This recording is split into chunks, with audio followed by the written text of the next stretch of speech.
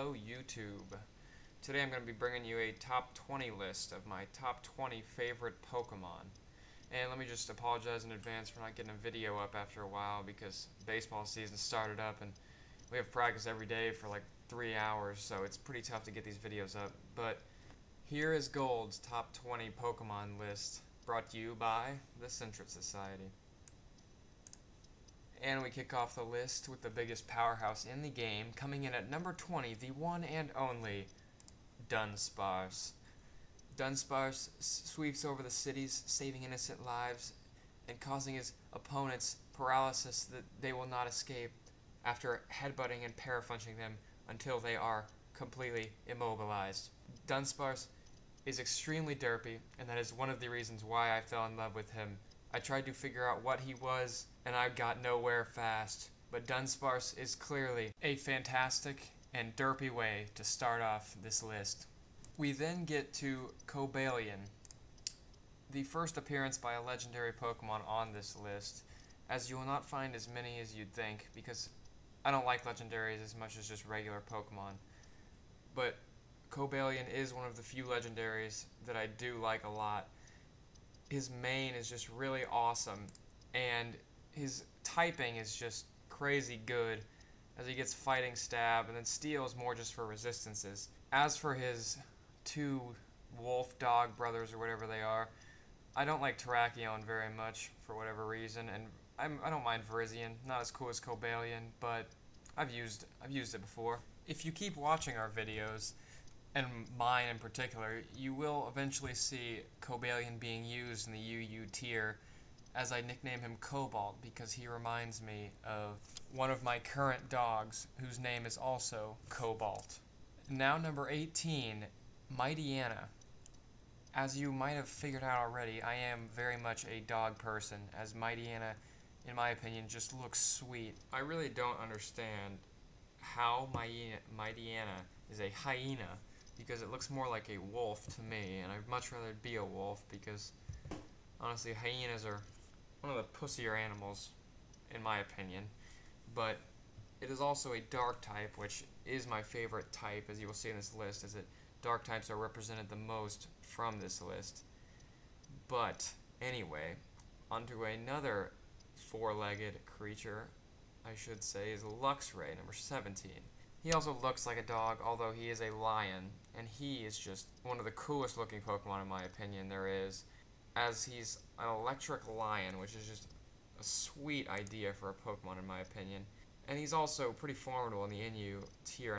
But anyway, on to a very controversial 16, Jumpluff. Yes, Jumpluff is on my list. I don't know why I like him, because I hate Whimsicott, but Jumpluff is just really cute and isn't as fast, and without Prankster is less homosexual than Whimsicott. I do use Whimsicott in one of my videos, although I still hate it. Jumpluff I do use in a lot of my NU games, mainly just because I like it, and it is good with just annoying the hell out of your opponent.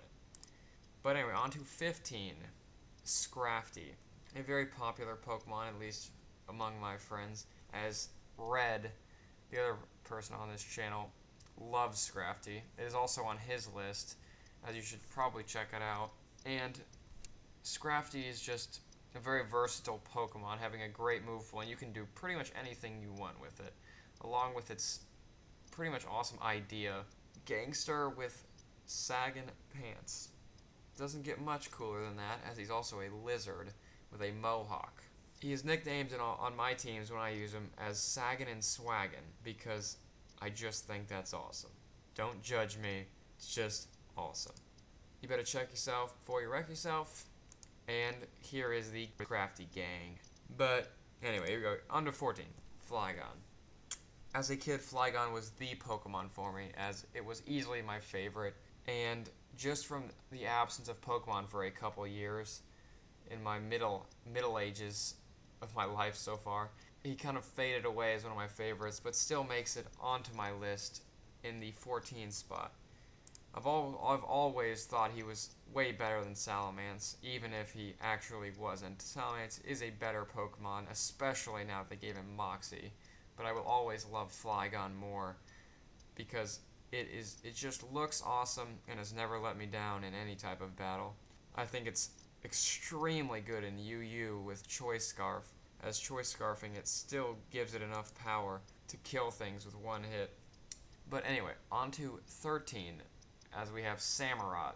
As soon as I laid eyes on Samurott, I knew it was going to be one of my top Pokemon, just because of the way it looks. Its whiskers and beard and goatee is just awesome, and its horn with access to Mega Horn is just a cool factor. As Samurott is probably up there for one of my favorite starters. It's, yep, my second favorite starter, as you will see earlier in the, or as we go closer to the top of my list. But Samurott is just an all-around badass. He's a flying narwhal with a mustache and beard. What the hell is cooler than that? On to 12. Another water-type Pokemon represented is Caracosta, nicknamed Crush on many of my NU teams that I use. He is an all-around powerhouse for NU. Not really sure why he's even in NU, with the ability of Solid Rock, pretty good defenses, and Shell Smash, along with usable attack and special attacks stats with Shell Smash. I guess it's just because the tiers are based on usage, because Caracosta I feel like is much better than an NU tier, probably more RU actually, just because of the separation of the tiers nowadays. But anyway, on to number 11, Hydreigon. Another dark type represented and my favorite dragon type overall. He just looks awesome in my opinion and couldn't look much cooler. The only possible thing is if his body wasn't so fat. It does gain him access to Levitate, which is a very useful ability as it's not affected by entry hazards other than Stealth Rocks. And Hydreigon's great overall stats make it even sweeter as it can one-hit pretty much anything with choice specs. This three-headed demon dragon is one of the coolest 5th generation Pokemon in my opinion, and comes in at number 11. Now, for number 10, Rhyperior. Probably the thing with the most raw power on this entire list, as you hit him up with a choice band, putting his attack at over 600, and almost nothing can live his attacks. Only thing that is a counter is pretty much any special attack from grass or water. But overall, if you switch him into anything that he can take all day, something is gonna get ass raped on the opponent's team. He is in this list because of a draft my friends and I had where I drafted Rhyperior just to give him a shot, and he came up huge for me in demolishing many Pokemon, as his choice banded Earthquake and Stone Edge, even Hammer Arm, destroy pretty much every type, and you might even throw Ice Punch in there just for coverage. But overall, he's a badass Pokemon, and on to number 9, Tangrowth. Tangrowth, as soon as I looked at him, I loved him. He is so awesome. I didn't really understand why I liked him so much more than Tangela, because I didn't like Tangela very much until Tangrowth came along. He is nicknamed Ramen Noodles, as he does in fact sweep in one of my videos, and he shows his awesomeness in that battle, clearly. Some people do believe he is derpy, but he's actually a very good Pokemon, in my opinion one of the best in RU, as he can be used as many different things, whether it be a special attacker, leech seeder, or a swords dancer.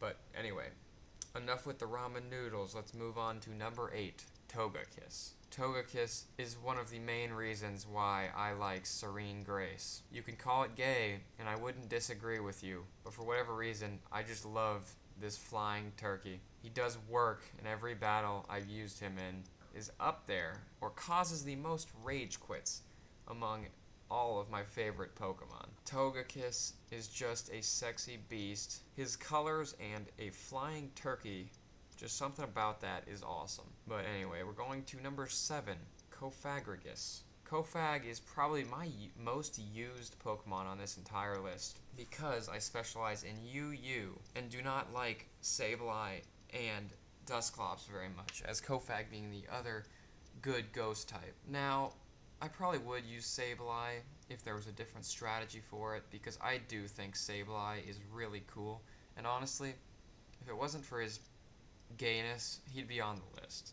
His prankster Will-O-Wisps and just everything he does is the reason he is not on the list, although I think he is really cool, and if we just went on looks for this list, he would be on it.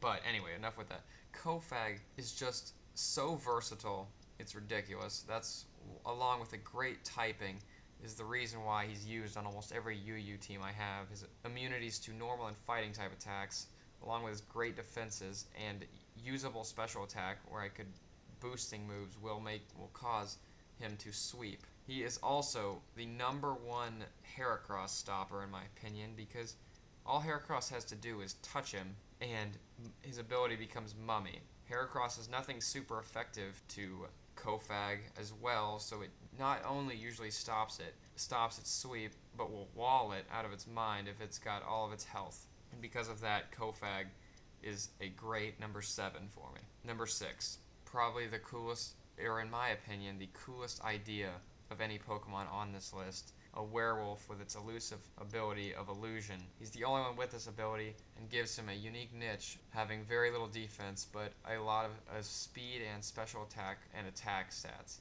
One nasty plot up could mean the end for unprepared teams, as he is just awesome in my opinion. He's also a dark type, which just adds on to the swagger factor of Zoroark. If you have played Black and White 2, there is a moment in that game where you talk to a man who walks off and turns into Zoroark, as you were actually talking to a Zoroark transformed into a human. But anyway, enough about Zoroark. On to #5, Honchkrow. Easily one of my favorite Pokemon. Just how he looks, the idea of him, and how good he is with Moxie. Neglected in older generations, Moxie gives him new life in UU tier as one of the best Pokemon in the tier, in my opinion, because if you do predict correctly, one Moxie boost can mean the end for your opponent, as this mob boss Pokemon, as shown in the Pokédex description, can burn through almost every team if used correctly.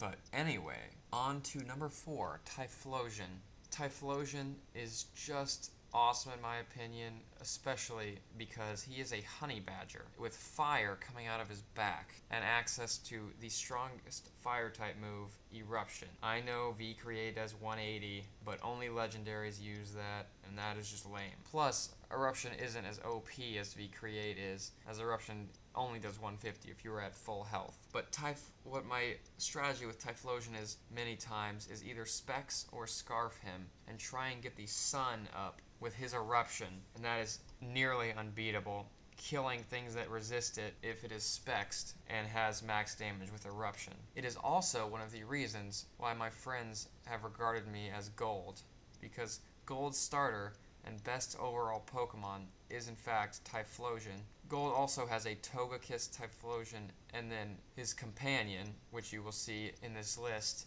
in a couple of slots, is also a big reason why I am represented as Gold. #3, another controversial one I'm sure, as it is Shaman/Shaman Sky form coming in. And I know it's kind of dumb that I have 2 Pokemon in 1 slot, but I didn't really want to take up 2 slots for pretty much the same Pokemon, as they are very similar, just different tiers really.